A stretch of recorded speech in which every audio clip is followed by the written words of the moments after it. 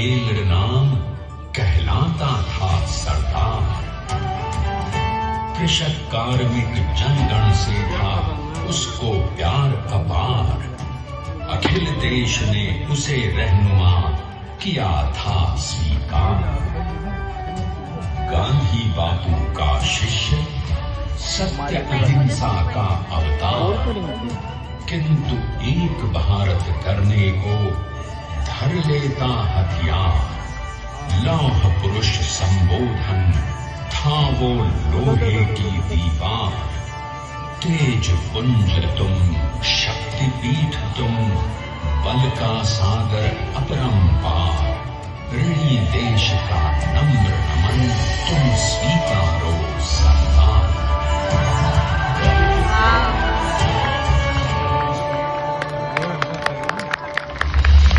1857 में अंग्रेजों को ललकारने वाले पहले स्वतंत्रता संग्राम के एक सक्रिय सिपाही थे झवेर भाई पटेल।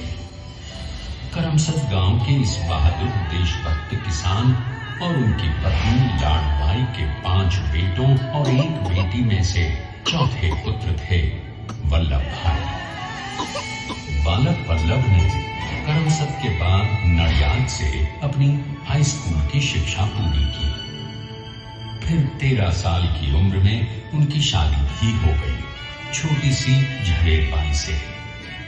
2 बच्चों, बेटी मणिबहन और बेटे दाया भाई को जन्म देने के बाद झवेर बाई असमय ही चल बसी। सदी बदलने और 20वीं सदी आने पर उनका जीवन भी एक चमत्कार की तरह बदला। फीडर का इम्तिहान पास करके वो वकालत करने लगे। पहले गोधरा, फिर आणंद और उसके बाद अहमदाबाद में। मगर जल्द ही वकालत छोड़कर वो बैरिस्टर बनने की इच्छा से इंग्लैंड चले गए। लंदन में बैरिस्ट्री में अव्वल आने और वजीफा जीतने वाले वो अनोखे भारतीय थे। अब तो अहमदाबाद की वरिष्ठ अदालत में बैरिस्टर पटेल की जिरह और जीतों की धूम मच गई।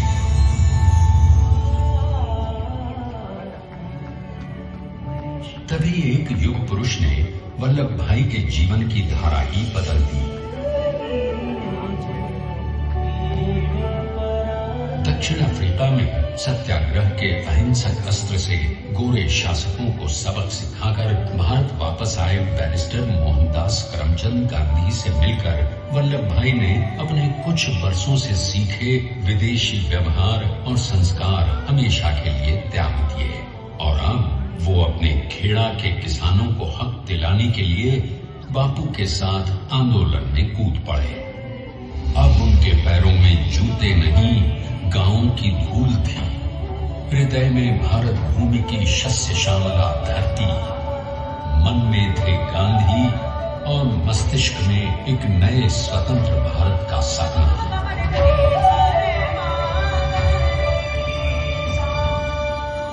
तभी बारडोली के मजबूर मजलूम किसानों की यातना का समाचार उनके पास पहुंचा। तुरंत वल्लभ भाई वहां पहुंचे और यूं शुरू हुआ भारत का सबसे बड़ा और सफल किसान आंदोलन बारडोली। वल्लभ भाई ने बारडोली के 87,000 किसानों को ऐसा अटल अडिग अचल मनोबल दिया कि अंग्रेजी सरकार हिल गई और 1 बरस के बाद उनका लगान माफ कर दिया गया। अब तो पूरे देश में लोग वल्लभ भाई के नाम की कस्में खाने लगे।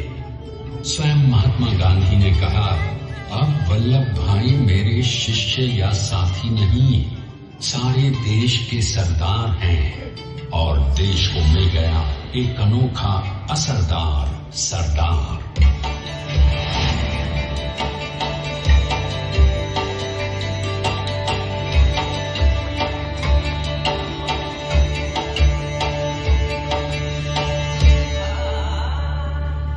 सरदार पटेल के नाम और देशभक्ति से अंग्रेज डर कर कांपने लगे। 1930 के नमक सत्याग्रह और दांडी कूच में वो बापू से भी पहले गिरफ्तार किए गए। तो सन 1932 में फिर उन्हें बापू के साथ ही सालों के लिए टाल दिया गया। मगर आजादी के दीवानों को, स्वतंत्रता के परवानों को कौन गिरफ्तार कर पाया है?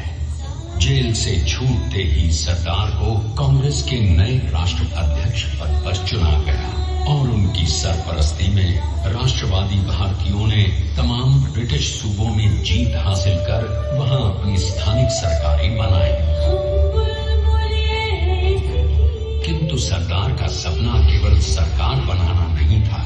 उनका स्वप्न तो था एक ऐसे नए भारत का जहां हर रंग, हर रूप, हर जात, मजहब, तबके का हिंदुस्तानी एक साथ मिलकर एक ऐसा नया भारत बना सके जहां पूर्ण स्वराज के साथ सारे समाज को गरीबी, अशिक्षा, छुआछूत से भी आजादी मिल जाए। इसकी पहली रणनीति थी भारत को अंग्रेजों की गुलामी से आजादी, ताकि भारत के लोगों की अपनी सरकार सबके साथ और सबके विकास के लिए काम कर सके। बापू की अगुवाई में अब देश ने अंग्रेजों को अंतिम चेतावनी दे दी, करेंगे या मरेंगे। ब्रिटेन ने कहा, अंग्रेजों भारत छोड़ो। बस फिर क्या था, संघर्ष की रणभेरी बजी। 3 सालों के लिए सरदार पटेल को भी सत्याग्रही नेताओं के साथ जेल में ठूंस दिया गया। 2 सालों के बाद अंग्रेजों को बापू के सभी शिष्यों